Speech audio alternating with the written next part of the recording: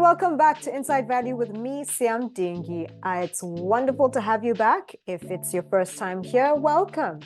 Today's episode will be jam-packed with some really useful tools as we'll be jumping into value creation as a concept, what it is and what it means for your business or nonprofit. I'll also be introducing the value innovation methodology as a strategic methodology for value creation and the framework that we use at Vivre Consulting to visualize value creation opportunities. In the previous episode, we delved into the philosophy that surrounds value as it relates to how everyone in the enterprise environment engages with it. Now we'll be getting into how to practically work, capture, and leverage value. There's a variety of reasons for value creation and leveraging on it coming front and center in the minds and the operations of businesses and nonprofits in recent years.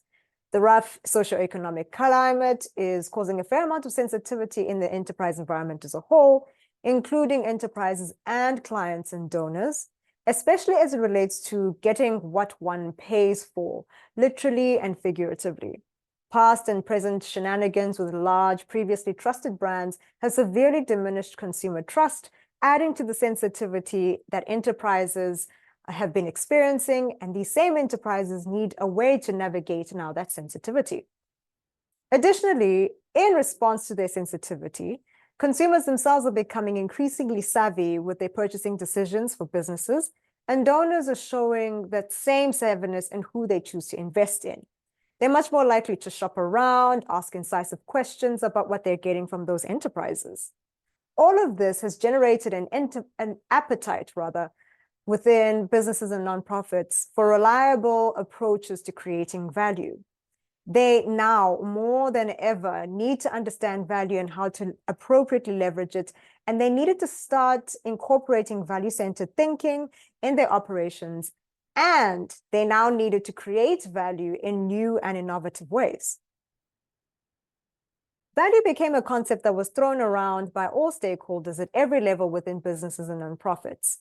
Of course, the complexity comes in because each stakeholder had their own definition of value and expected that definition to be seen to, something that we touched quite lightly upon in the first episode of Inside Value.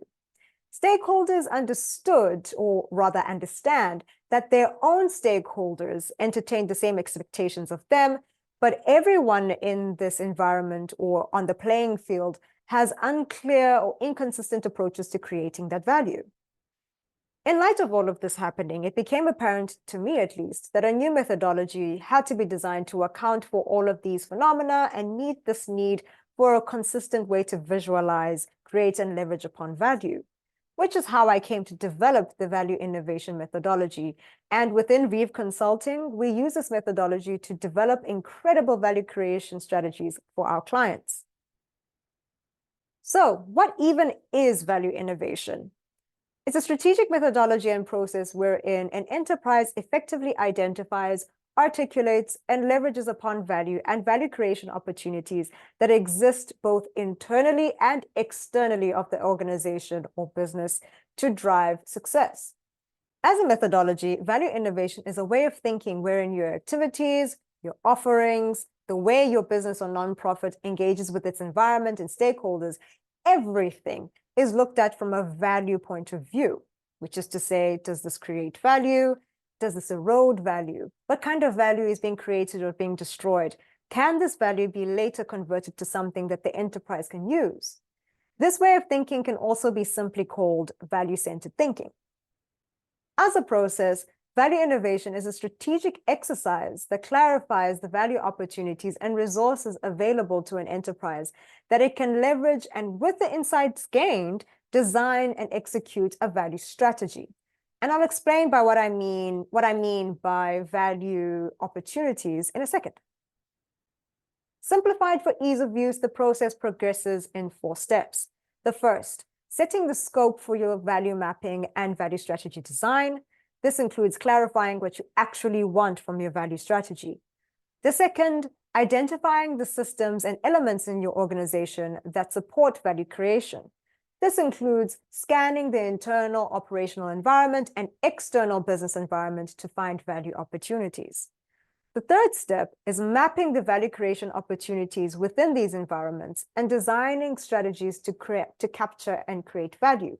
The strategies, referred to as value strategy, are designed with your operation or your enterprise's activities and resource capacity in mind to make sure that your operations aren't being bogged down by the incoming value strategy.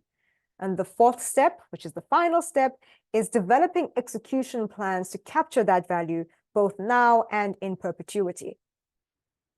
The important thing to note within value innovation is that the enterprise's value proposition is used as the lens through which its internal infrastructure and its external environment is examined for value creation opportunities. The internal infrastructure and external environment that is examined, inclusive of the value opportunities and resources that are available to leverage, is referred to as the organization or enterprise's full value landscape.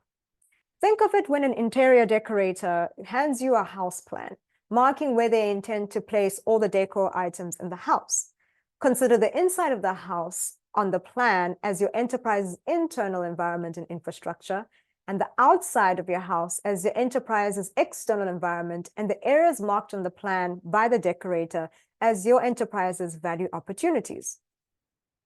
Much like hitting a multi-hit combo in a favorite game, value innovation provides a solid process that you can use, rinse and repeat to brush out the cobwebs from your operation and sharpen your enterprise's activities, or generate insights to stay ahead of the competition. Now, the term value opportunities is an unfamiliar one. What is that? Value opportunities are places or points in your internal or external environment where something can be leveraged, improved upon to generate value. What is that something? It could be pretty much anything inside of your enterprise environment.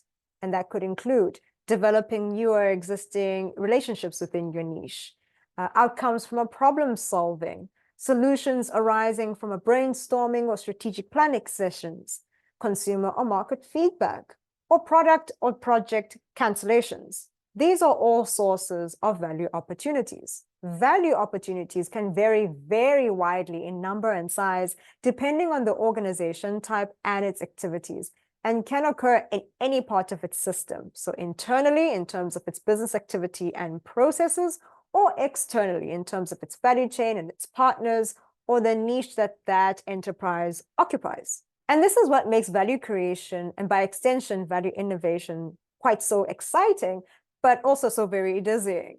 It can be very hard to visualize these value opportunities wherever they are and clarify them enough to be able to leverage them appropriately.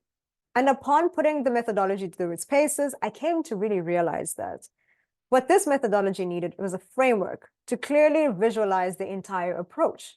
And that's how I ended up designing the Vivre Value Mapping Framework, or just the Value Mapping Framework for short. The Vivre Value Mapping Framework is a tool we use to properly visualize these value opportunities. The framework is made up of 4 sectors, which are split across 2 categories. Each sector highlights part of your enterprise's operations or environment where value opportunities can be found. From left to right, these sectors are the value proposition, business strategy, niche analysis, and value networks and ecosystems. And of course, I will be including a copy of the framework in the show notes for you to download and to view if you are not viewing this on YouTube or any video platforms. Within the value proposition sector, you are examining the strength and the applicability of your value proposition and the value opportunities that arise from it. This sector is pretty important since the value proposition is your value strategy's compass and forms the bedrock of the value strategy. The kinds of questions that you would encounter here would be, is our current value proposition clear? Does it fully represent our enterprise's objectives? The next sector, business strategy, helps establish how each of the components of your business strategy support and enable value creation. You also explore how your value proposition infiltrates and informs business strategy and operations within your enterprise. Under niche analysis, the next sector over, the focus is understanding the niche your enterprise operates in and the competitive environment you have chosen to operate in. The kinds of questions you would ask here is, how do we leverage our value proposition to powerfully set ourselves apart from everyone else? What is our proximity to our competitors and our target client or our audience so that we can create and leverage value from that proximity? How can we alter that proximity and alter it in a way that will create value? This sector is, in fact, my second favorite sector because thoughts around competitive advantage really come to the fore in this sector. And it will be, as with the other sectors, of course, we will be going into each of these sectors bit by bit in future episodes. So if you're feeling a little bit lost or feeling a little bit confused, don't worry, we will be going into it in future episodes. But for me, the final sector, the value networks and ecosystems, is hands down my favorite sector in the framework. In this sector, you're understanding your organization's value chain with a specific focus on value creation and protection. You're asking questions like, how can we leverage the interactions between us and the players in the enterprise environment to maximize our value? And the aim of the work in this sector is to have it so that nobody can do anything connected with what you do in the ecosystem without involving you, which is, as you can imagine, can have a really incredible impact on your competitive advantage and the influence that you have on the market that you operate in. So now, if we roll it back to the categories that I mentioned, the two categories at the bottom denote where the mapping is happening. Specifically, the value proposition and business strategy sectors fall under internal value mapping.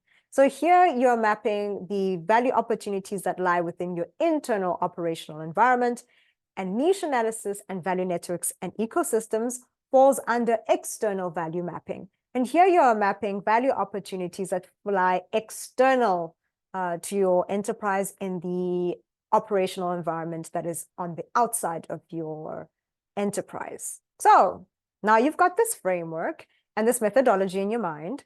Your next question is, well, then how do I even use this framework in my operations? How do we practically apply this framework in our day-to-day?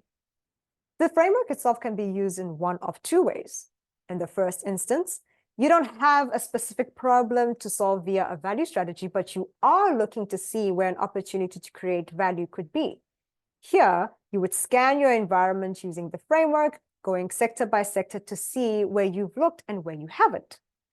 In the second instance, you have a specific problem to solve via value strategy, and you are essentially going sector by sector or focusing on a specific sector to solve that particular problem. For example, you could be asking yourself, as you're using the framework in this example or in this instance, would my problem be used by improving my value proposition or asking questions surrounding my value proposition? Yes, no.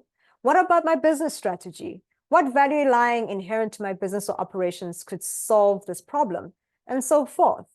The difference between the two is that with the primary instance, you don't necessarily have an exact problem, but you're just looking for value opportunities in general that lie in all of the sectors. Whereas in the second instance, you have a very specific problem and you are picking the sectors that are most appropriate or most likely to solve your issue in terms of turning up value opportunities that'll help you solve the issue. So to wrap up, value has become super important in recent years, and enterprises now need to have solid ways to identify and leverage upon value. With value innovation as a strategic methodology and a strategic process, and the Vive value mapping framework in your strategic toolkit, you'll be able to zero right in on value creation as opposed to dealing with it secondarily, clarify value much easier, much quicker, and in a much more standardized way for your enterprise operations, and develop value strategy much quicker, much easier. Like I mentioned a little earlier, we'll be breaking down the framework sector by sector to highlight each of these sectors and how they factor into your enterprise's operations. Then we'll be going into how you can go about practically applying the framework within your enterprise operations outside of the overview I just gave in the earlier bits of this episode. And that does it for this episode. If you enjoyed this episode, be sure to give it a like and subscribe to Inside Value on your preferred podcast platform. Be sure to follow Vive Consulting on LinkedIn, Instagram, and YouTube, and visit our website on vive.co.za, that is vivre.co.za, for more insights on value creation, value innovation, and value strategy. This has been Inside Value with me, Siam Dingi. See you in the next one.